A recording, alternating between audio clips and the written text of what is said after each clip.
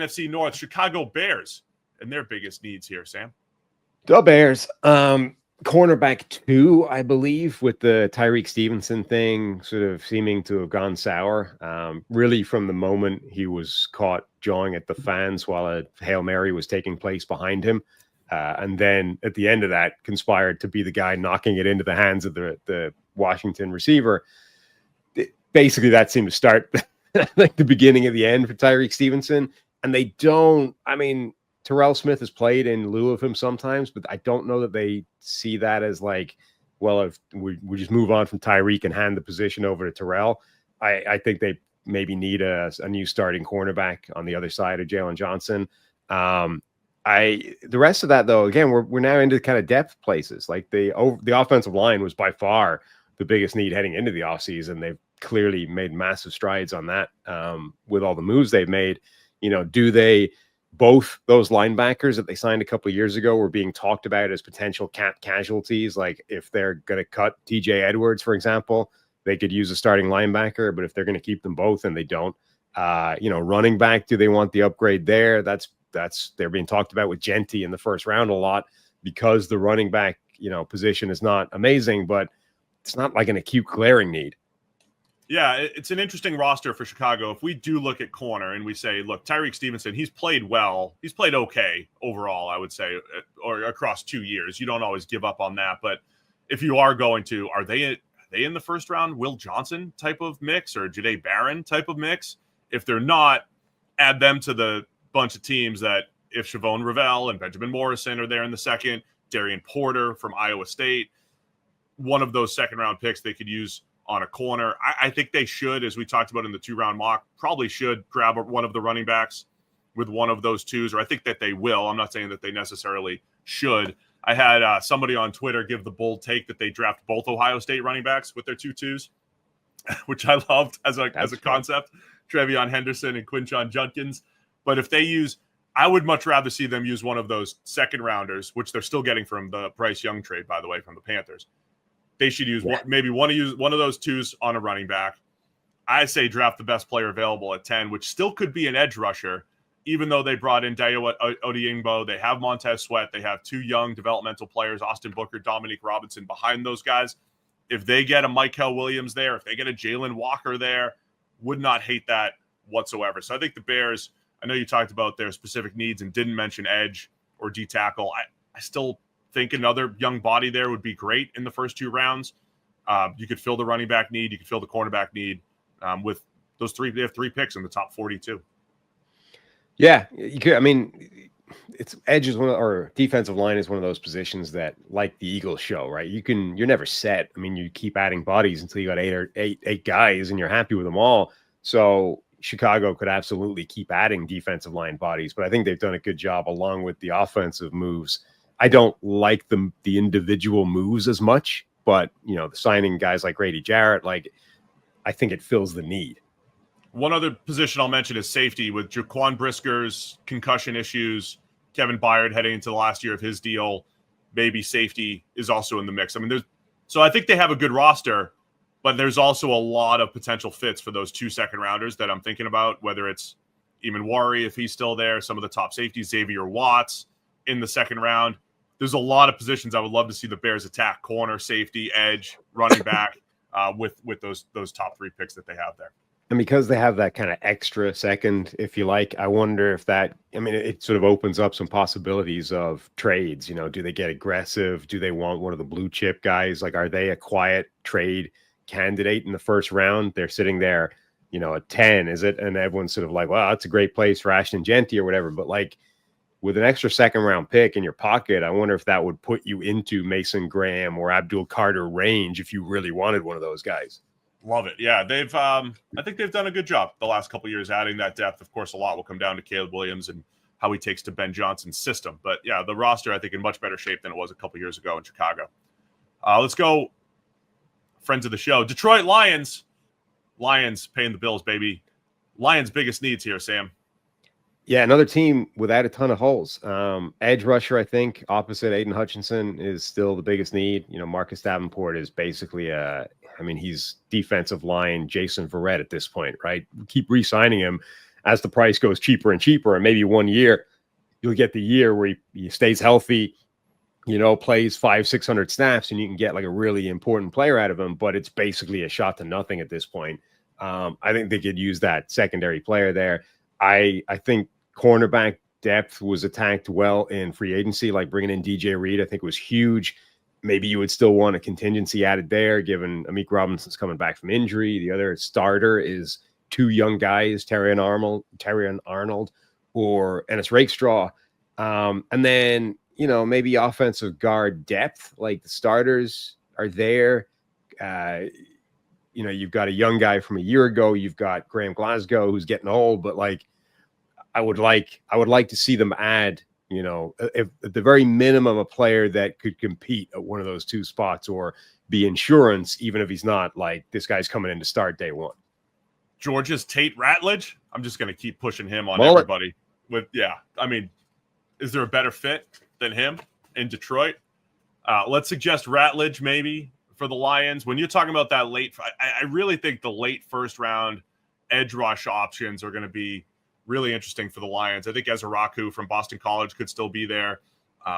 I still think Jack Sawyer's closer to a first-round player than a third-round player. I know some people are going to say, he's not athletic enough. He's just another Sam Hubbard type, Ohio State, make that comp. He's just a good, really good football player. If the Lions got Jack Sawyer from Ohio State in the second round, wouldn't hate that. But I honestly think they could double up on edge and just say, not even that they don't want to have, it's not even Aiden Hutchinson insurance. It's just having the guy that can win opposite Aiden Hutchinson is huge. So Princely for him too, designated pass rush type, third down. How do you create those mismatches?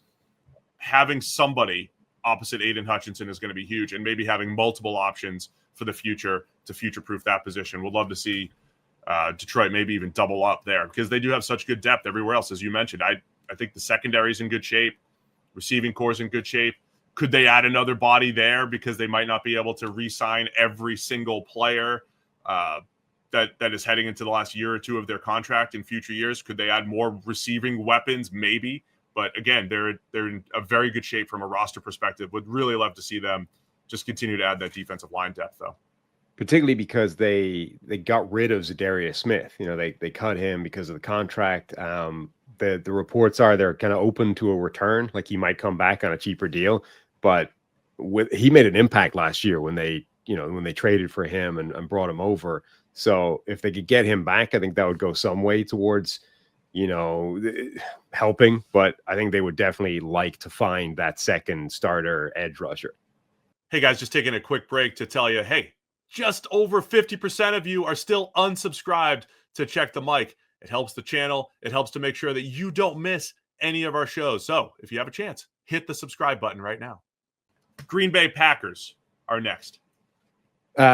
So you've got the question of whether they need wide receiver 1, right? The Josh Jacobs wants wide receiver 1. They seem to have a whole bunch of wide receivers 2, 3, and beyond. But do they have that wide receiver 1? Do they need that wide receiver 1? Like that, they certainly don't have it. I don't know if they need it, right? I think there is. You can make an argument that you can create this receiving core in the aggregate, and you don't actually need the number 1 guy. However, it becomes harder to make that argument when the team does seem to have a level, right? And like last year, the pattern was every time Green Bay ran up against an elite team, they lost. Every time they weren't playing an elite team, they won. If you want to correlate that directly to, well, if you had a wide receiver 1, that wouldn't happen, right? It's hard to it's at least hard to dispute that directly, right? So that's one question. Do they need that wide receiver 1? Outside that, I think it's defensive depth / starters. I think they need defensive line because those young guys did not develop at all last year. And then I think they need another cornerback, whether it's a starter on the outside opposite Jair Alexander or whether it's a Jair Alexander replacement. If you're going to trade him away, either way, I think corner is starting to become a glaring need for them. That corner feels like the biggest one to me. I guess I'm just assuming Jair is not going to be there, but that's why I think they're in the mix for a cornerback in round 1, which is an interesting position from a value perspective. Will Johnson from Michigan has been talked about as a top 10 pick forever. He keeps falling. The positional value of cornerbacks seems to be falling in recent years, the way they are landing in the draft. Could Will Johnson be available there? Could Jahdae Barron be available there at pick 23? They're in the mix for all the second. There's a plethora of corners between 32 and 50 on the consensus board, so they could be in the mix there. Isaiah Thomas from Florida State. I think all those guys are potential options for as CB2. If they go D-line, they could be in the Shamar Stewart sweepstakes. Get the much like Rashawn Gary a few years ago, they kind of got the lower production, high upside type of athlete. They could go down that path again with Shamar Stewart in the first round. And the wide receiver one thing, I just think it's like a talking point, right? It's like, do you have a top 15 receiver on your team? And if you don't, I mean, everybody wants one, but where are you going to find it? I don't know that exists in the draft here, but could the Packers use another body to add to Romeo Doubs, Christian Watson, Jaden Reed, Dontavian Wicks? Yeah, they could add another body in there. It won't be the quote wide receiver one, I don't think, but it'll be another receiver. I think all they need is a guy that's dependable every week, where right now they live in this world where 1 week it's Wicks, 1 week it's Reed, 1 week it's Watson. Who's the dependable guy that they can add there, even if they are spreading the wealth week to week? I don't know. I just don't know that that's necessary. I mean, the 49ers have had years where they've behaved that way as well. But the players are more exciting, so you didn't care, right? Like 1 week it was a George Kittle week, the next week were all was a better. Debo week.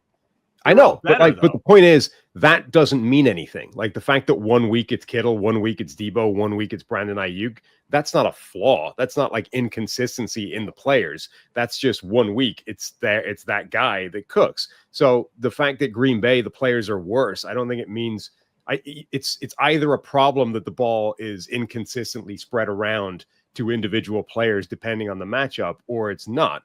And if it's not for the 49ers, I don't think it's automatically a problem for Green Bay just because their players are worse. Like, I don't think it represents a weakness in their receiving core that 1 week it's Jaden Reed, 1 week it's Tucker Kraft, 1 week it's Romeo Doubs. I think that's just the nature of not having one individual alpha guy that's going to cook every single week. I don't think that on its own shows the problem with this type of receiving core.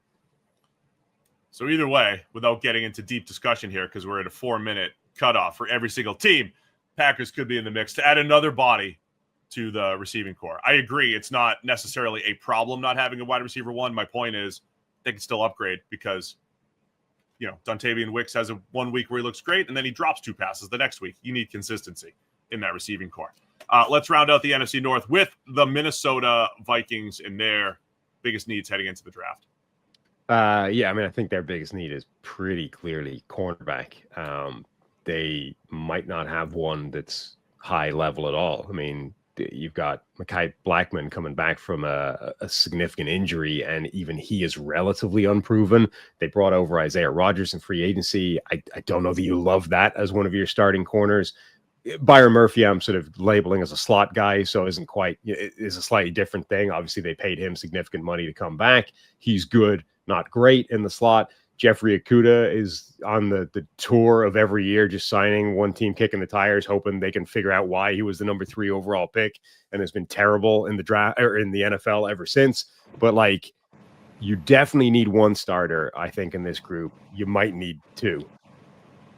Yeah, I mean, I think they liked Isaiah Rodgers enough to bring him in to be the starter, but I think there's also absolutely some depth potentially available there. To me, the biggest need's left guard, though, right? That's bigger than cornerback right now for the Vikings. I think if Gray's able in the first round, if they want to have him as a plug and play left guard, I think that would make a lot of sense. I don't know if Booker fits what they want to do offensively as much, Booker from Alabama, but I think left guard is a more acute need than cornerback right now, but they're, similar level, I'd say.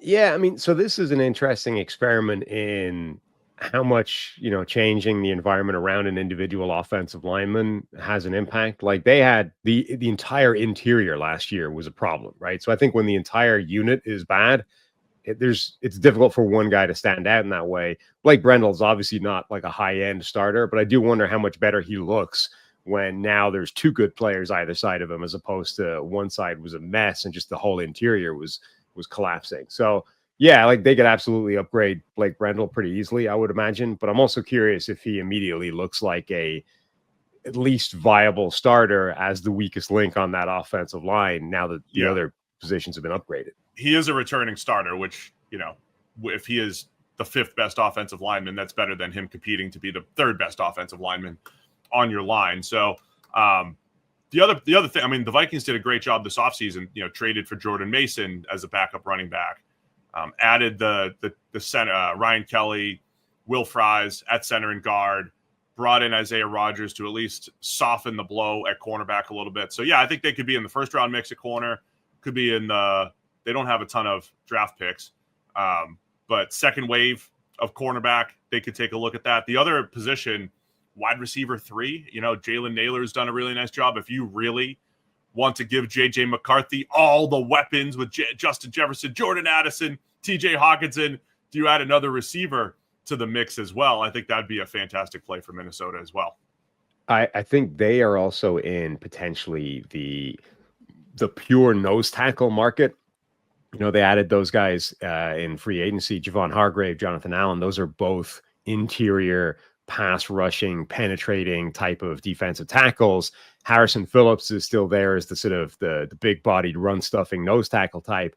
But like if they were in the market for, you know, like a CJ West lower in this draft, like just this pure run stuffing type of specialist, I think that would be a potential really nice upgrade for this team.